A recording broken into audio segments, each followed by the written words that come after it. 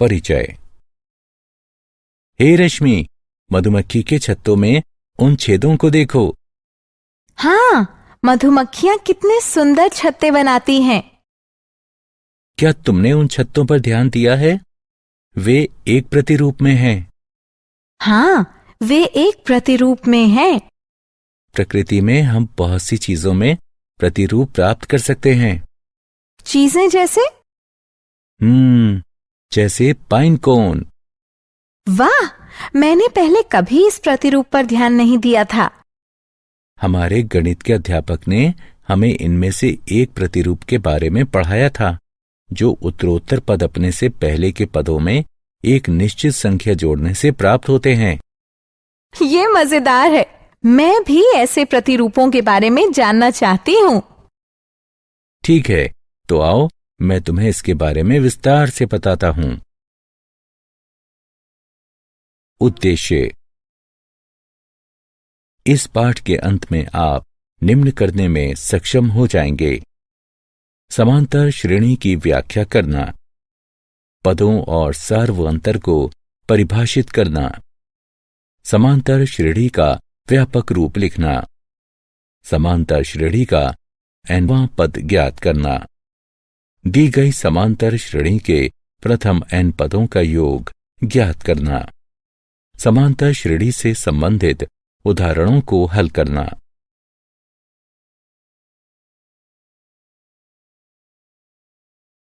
परिभाषा। प्रकृति में बहुत सी वस्तुएं एक प्रतिरूप का अनुसरण करती हैं, जैसे सूरजमुखी के फूल की पंखुड़ियां, कैक्टस पर पाए जाने वाले प्रतिरूप इत्यादि। समांतर श्रेणी इस प्रकार के प्रतिरूपों का अध्ययन है। समांतर श्रेणी को समांतर श्रृंखला भी कहा जा सकता है। समांतर श्रेणी के बारे में बात करने से पहले आइए जान लें कि श्रृंखला क्या होती है। श्रृंखला उन संख्याओं का समूह होती है जो एक निश्चित प्रारूप का अनुसरण करते हैं। हम श्रृंखला की प्रत्येक संख्या को पद कहते हैं। श्रृंखला के इन उदाहरणों को देखिए। यह पहला पद है, यह दूसरा पद है, यह तीसरा पद है, और इसी तरह आगे भी। एक समांतर श्रेणी संख्याओं की एक ऐसी सूची है जिसमें प्रत्येक पद अपने पहले पद के अतिरिक्त अपने पद में एक निश्चित संख्या जोड़ने पर प्राप्त होता है। यह निश्चित संख्या AP का सार्व अंतर कहलाती है। इस श्रृंखला को देखिए। हम देख सकते हैं कि यहां सार्व अंतर 3 है। व्यापक रूप से हम एक समांतर श्रृंखला को निम्न प्रकार लिख सकते हैं, जहां A पहला पद है और D पदों के बीच का अंतर, जिसे सार्व अंतर कहते हैं। इस उदाहरण को देखो। हम देख सकते हैं कि इस श्रृंखला में प्रत्येक पद में 3 का अंतर है, अतः 1 बराबर 1 यानी पहला पद, और D बराबर 3 यानी पदों के बीच सार्व अंतर। A और D के प्रयोग से श्रृंखला का निर्माण करें। हम जानते हैं कि AP A जमा D, A जमा 2D, A जमा 3D आदि है। A और D का मान रखने पर हमें प्राप्त होता है 1 जमा 3, 1 जमा 2 गुणा 3, 1 जमा 3 गुणा 3 आदि, जिससे श्रृंखला 1, 4, 7, 10 आदि प्राप्त होती है। समांतर श्रेणियां 2 प्रकार की होती हैं: परिमित समांतर श्रेणियां और अपरिमित समांतर श्रेणियां। वह समांतर श्रेणी जिसमें पदों की संख्या परिमित होती है या जिसमें एक अंतिम पद होता है, उसे परिमित समांतर श्रेणी कहते हैं। और समांतर श्रेणी जिसमें पदों की संख्या अपरिमित होती है या जिसमें कोई अंतिम पद नहीं होता, उसे अपरिमित समांतर श्रेणी कहते हैं। यहां अपरिमित समांतर श्रेणियों के कुछ उदाहरण हैं। अब इस श्रृंखला को देखिए। क्या आप सार्व अंतर बता सकते हैं? हाँ, आप सही हैं। इसका सार्व अंतर ऋण 3 है। सामान्यतः एक AP, A1, A2 आदि के लिए हमारे पास एक D बराबर AK जमा 1 ऋण AK होता है, जहां AK जमा 1 और AK क्रमशः K जमा 1वां और Kवां पद होते हैं।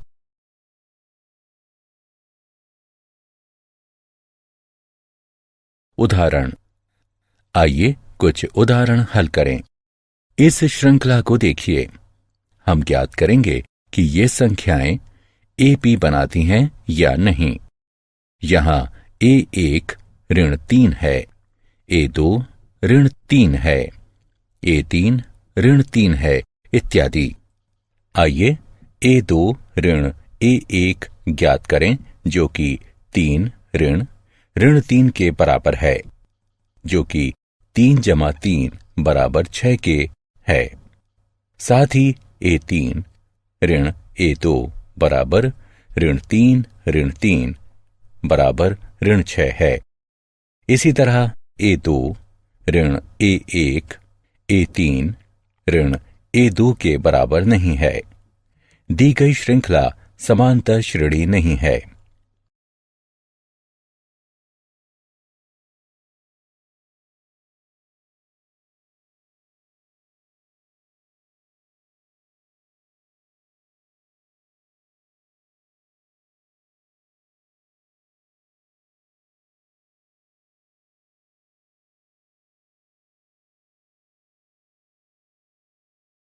एक AP का nवां पद। यदि एक समांतर श्रेणी का पहला पद A1 है और उत्तरोत्तर पदों का सार्व अंतर D है, तो श्रृंखला का nवां पद निम्नलिखित होगा। हम जानते हैं कि इसे AP का व्यापक पद AN कहते हैं। यदि AP में M पद हैं, तो AM अंतिम पद को निरूपित करता है, जिसे कई बार L से भी निरूपित करते हैं। आइए अब nवां पद के सूत्र के प्रयोग से दी गई AP का 8वां पद ज्ञात करें। यहां A बराबर 2, T बराबर 7 घटा 2 बराबर 5 और N बराबर 8 है। हम जानते हैं कि AN बराबर A जमा N घटा 1 D। अतः A8 बराबर 2 जमा 8 ऋण 1 गुणा 5 बराबर 2 जमा 35 बराबर 37। अतः दी गई AP का 8वां पद 37 है।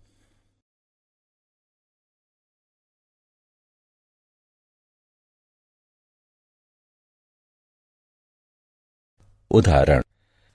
वह AP ज्ञात कीजिए जिसका चौथा पद 6 और 7वां पद 9 है। हल।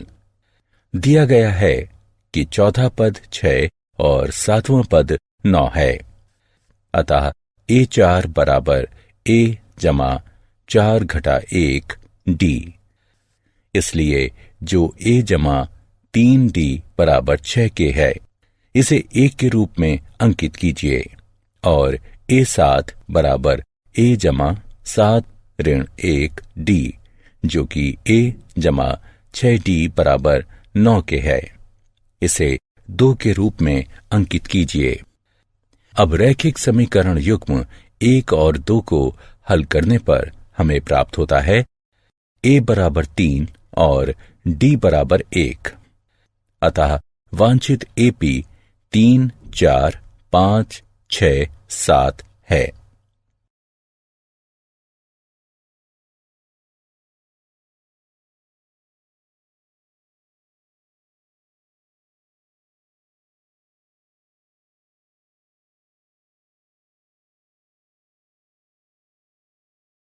AP के प्रथम n पदों का योग।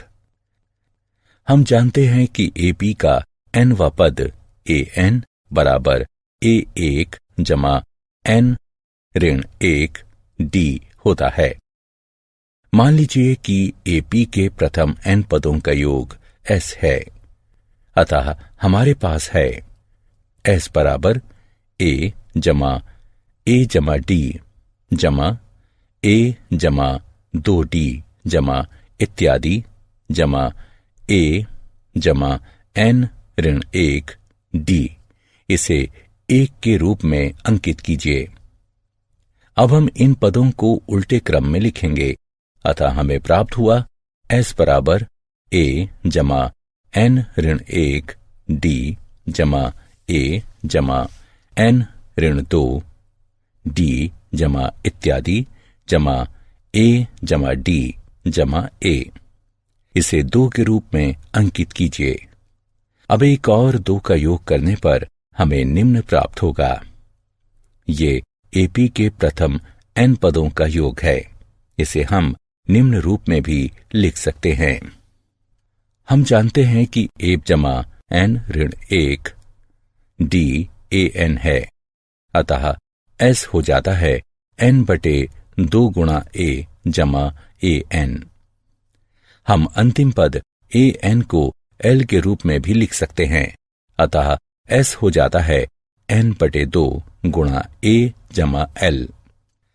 हम इस परिणाम का प्रयोग उस समय कर सकते हैं जब AP का प्रथम और अंतिम पद ज्ञात हो और सार्व अंतर ज्ञात नहीं हो।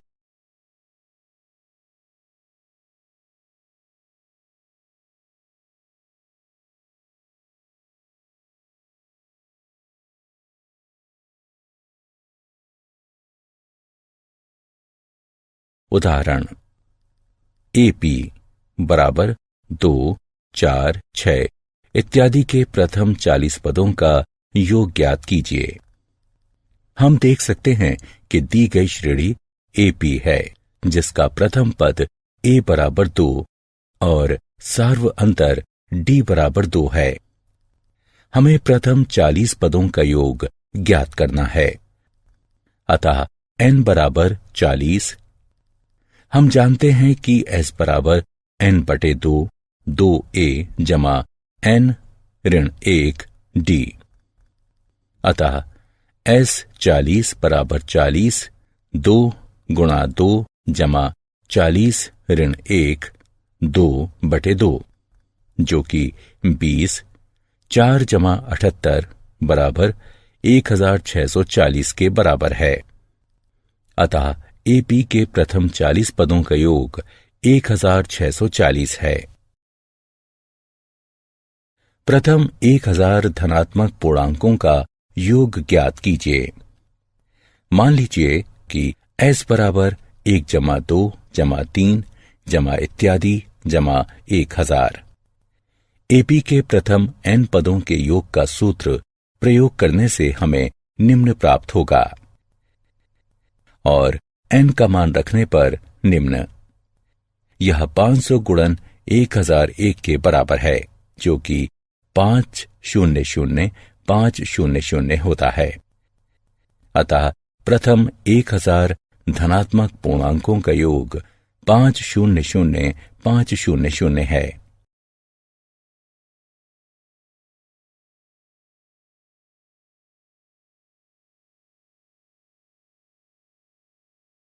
प्रथम n धनात्मक पूर्णांकों का योग ज्ञात कीजिए। मान लीजिए कि Sn बराबर 1 जमा 2 जमा 3 जमा इत्यादि जमा n। हम देख सकते हैं कि a बराबर 1 और अंतिम पद ln है, अतः सूत्र Sn बराबर n बटे 2 गुणा a जमा l का प्रयोग करते हुए हमें निम्न प्राप्त होगा। अतः प्रथम n धनात्मक पूर्णांकों का योग Sn बराबर n गुणा n जमा 1 बटे 2 होगा।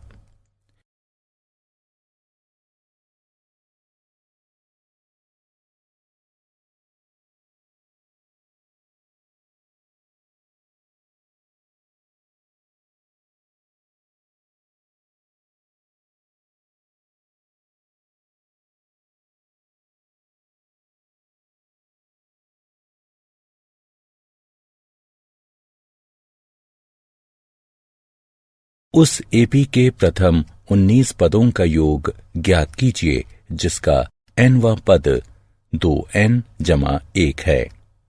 क्योंकि nवां पद 2n जमा 1 है, अतः प्रथम पद बराबर 2, 1 जमा 1 बराबर 3, द्वितीय पद बराबर 2, 2 जमा 1 बराबर 5 आदि, और 19वां पद बराबर 2, 19 जमा 1 बराबर 39।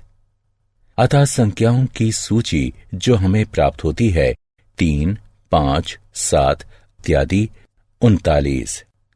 अब S19 ज्ञात करना है। हमारे पास है n बराबर 19, a बराबर 3 और l बराबर 19। अतः S19 बराबर 19/2 गुणा 3 जमा 39 है। यहाँ 19/2 गुणा 42 के बराबर है। अतः एपी के प्रथम 19 पदों का योग 399 है। क्या आप जानते हैं एपी का nवां पद उसके प्रथम n पदों के योग और प्रथम n-1 पदों के योग का अंतर होता है, यानी an बराबर sn ऋण sn ऋण 1।